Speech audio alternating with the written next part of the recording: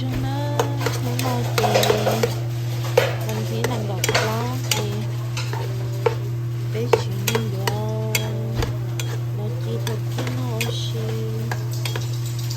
thì nó là ít luôn cho món nó xì nhau không mà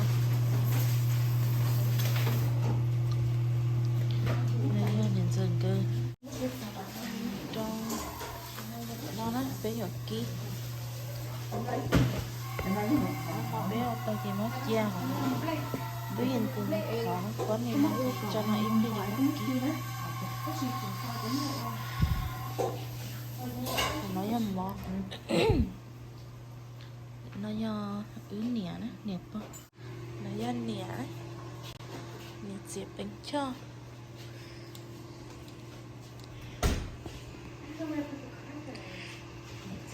anh chị giờ mới cho một ở đó chị cho là cậu là ở đó chị đó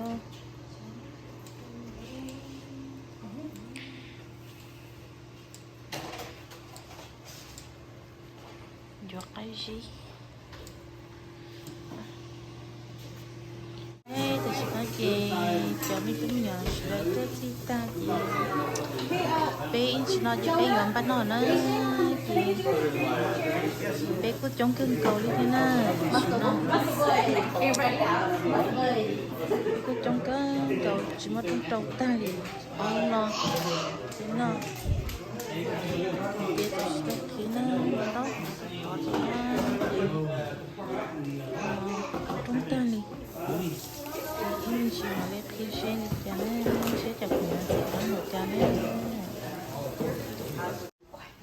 tôi xin nói chị bé ta tại bé nó mòn ấy cho nhiều sáng trả And then we have our little one here that I know all of you love very much. Oh,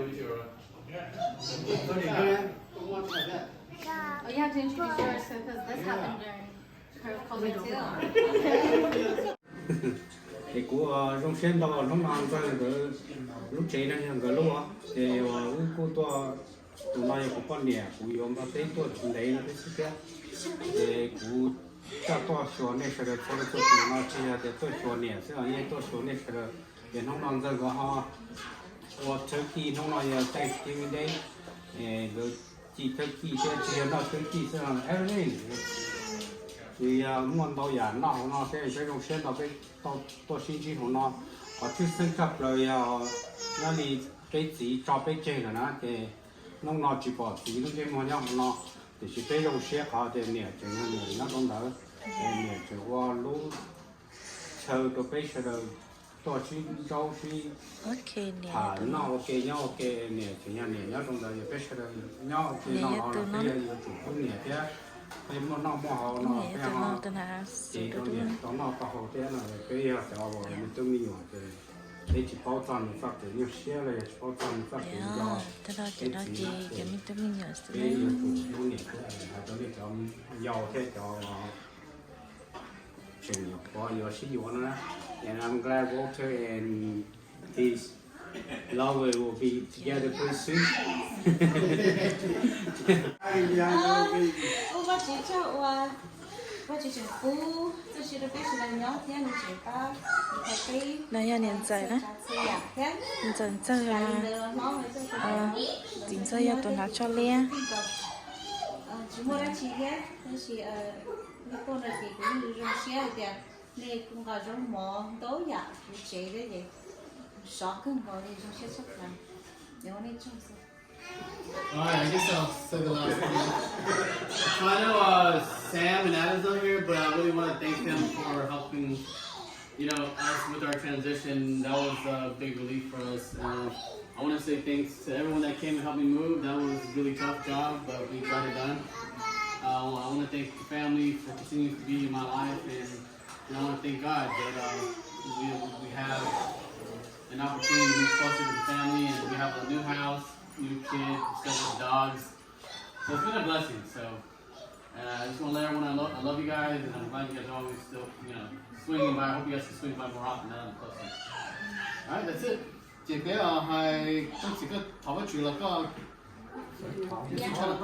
Kita talk about. Okay, we'll pray together, okay? I'm gonna pray more. Bây giờ thằng gió mỏ nó xe rồi tám đầu 오유, 방금 넣었다.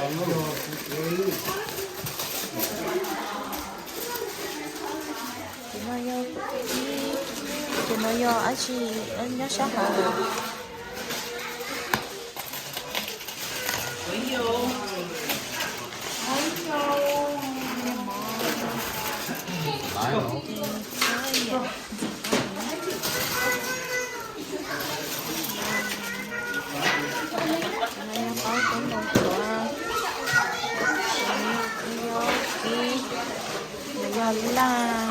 la sữa giờ chỉ la nhung la sữa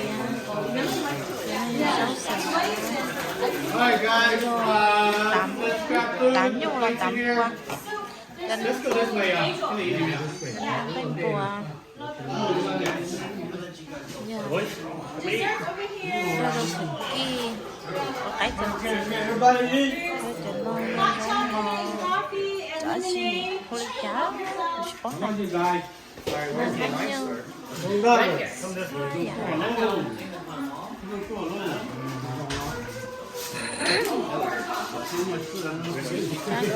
That is. Uncle, is that icing?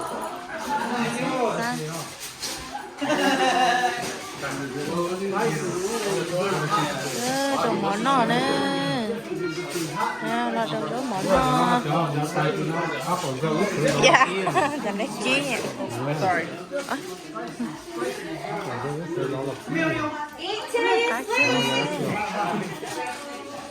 là nhông bò I don't know okay Don't let you touch it, no? I'll take the shield. You want to check? Ah, shit, you're that cheap. Oh, don't go kill. Yeah, don't go kill. Oh, look back here.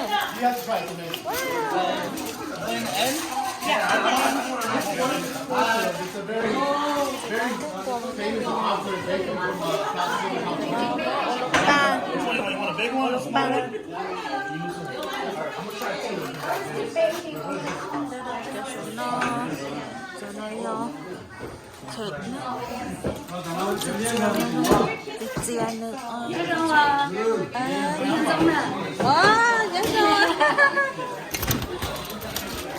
Dia kan situ lah kucing ada tu dia oh tu siapa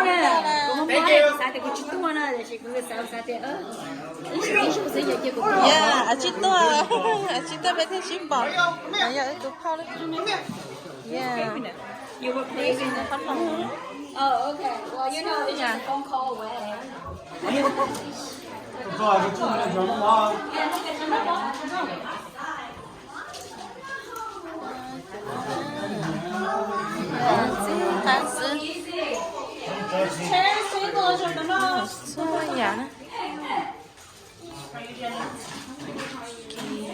nó mỏ nó sữa nó mỏ chị bố lấy bé chuyện nên cô sẽ chống cơn cầu đi